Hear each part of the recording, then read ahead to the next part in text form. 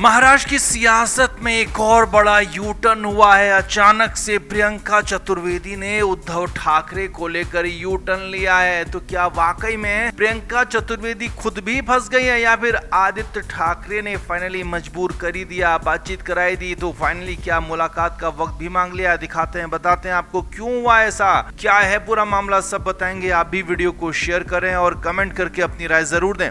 तो प्रियंका चतुर्वेदी उद्धव ठाकरे की पार्टी से राज्यसभा सांसद थी और वो दोबारा टिकट चाहती थी, लेकिन उनको टिकट मिला नहीं है। जबकि आदित्य ठाकरे उनके लिए भरपूर जोर लगाते रहे, भरपूर कोशिश करते रहे, लेकिन उसके बाद भी आदित्य ठाकरे की बात को माना नहीं गया, आदित्य ठाकरे की बात को समझा नहीं गया। और फाइनली उद्धव ठाकरे ने शरद पवार की उम्मीदवारी को समर्थन दे दिया और शरद पवार विपक्ष के एक ही उम्मीदवार के नाते राज्यसभा पहुंच गए। प्रियंका चतुर्वेदी इससे खासी नाराज हो गई। खबरें तो यहाँ तक आ गई कि प्रियंका चतुर्वेदी अब बीजेपी चली जाएंगी, वो बीजेपी के सहारे राज्यसभा में जाने की कोशिशें कर रही हैं। ऐसी खबरें भी आई और लगातार आई। अब बड़ी खबर ये है कि इधर अचानक से प्रियंका चतुर्वेदी का मन बदल गया है, मन पलट गया है। जी हाँ, ये बहुत बड़ी खबर आपको बता रहे हैं। प्रियंका चतुर्वेदी ने उद्धव ठाकरे की तारीफ की है और वो भी खुलकर तारीफ की। और अचानक से ऐसा यू टर्न क्यों आ गया, कैसे आ गया, वो भी समझिए। असल में उद्धव ठाकरे ने एमएलसी चुनाव के लिए अपनी उम्मीदवारी को खत्म कर दिया था, अपनी उम्मीदवारी को वापस ले लिया था और अंबादास दानवे को यहाँ पर एक तरह से प्रत्याशी बना दिया। और उनके लिए कांग्रेस के साथ भी बात की, सभी से बात करके अंबादास की जीत को कंफर्म कर दिया। अब इसके बाद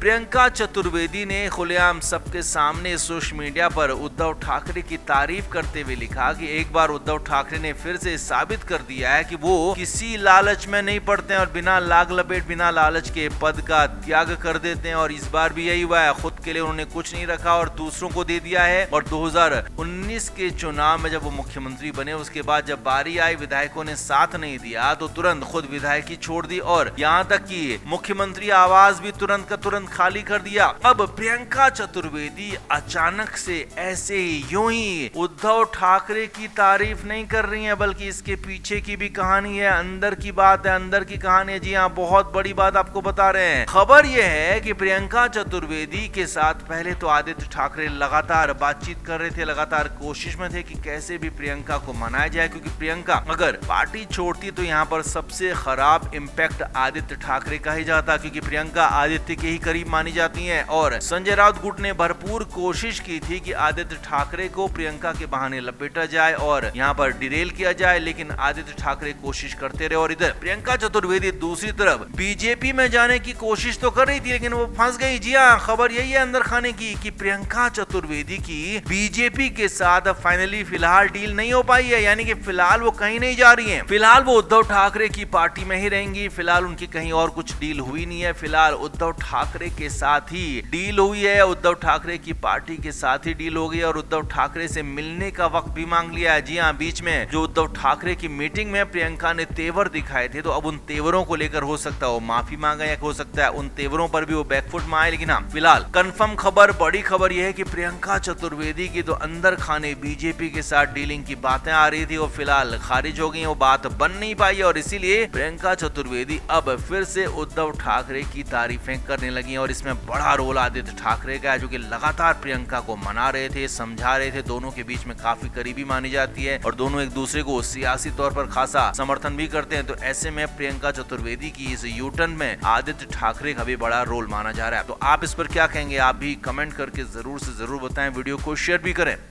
तो महाराष्ट्र में एमएलसी चुनाव अब नया सियासी रण बना हुआ है। राज्यसभा चुनाव के बाद अब एमएलसी चुनाव की बारी है। 9 सीटों पर चुनाव होना है और इसमें से 8 सीटें महायुति यानी कि जो एनडीए है, जो सत्ताधारी दल है, उसके पास जाना तय है। जबकि महाविकास अघाड़ी विपक्षी दल जो हैं, उनके पास एक तरीके से सारी दल मिलकर भी सिर्फ एक सीट जीत पाएंगे और उस सीट को लेकर भी खासी माथापच्ची हो रही थी। तो फाइनली उद्धव ठाकरे को जो मनाने का दौर, समझाने का दौर जारी था। उसके बाद उद्धव ठाकरे तैयार हो गए। कंफर्म खबर आपको बता रहे हैं कि 30 अप्रैल को उद्धव ठाकरे नामांकन करेंगे और एमएलसी चुनाव के लिए ताल ठोकेंगे। अब 9 सीटें हैं, 9 कैंडिडेट यहाँ पर खड़े होते हैं, तो कोई दिक्कत नहीं है, सभी के सभी निर्विरोध जीत जाएंगे। लेकिन बड़ी खबर, अंदर की खबर ये आ रही है कि बीजेपी एक और कैंडिडेट यहाँ पर फील्ड कर सकती है और यहाँ पर शिंदे गुट के साथ मिलकर बीजेपी ने बड़ा प्लान बना लिया है। और खबर यही आ रही है कि उद्धव ठाकरे को तार तार करने के लिए, झकझोरने के लिए पूरा प्लान बनाया जा रहा है। और इसीलिए तो बीजेपी ने, एनडीए ने, या कहें कि पूरा का पूरा जो सत्ताधारी दल है, यहाँ पर सत्ताधारी जो गठबंधन है, उसने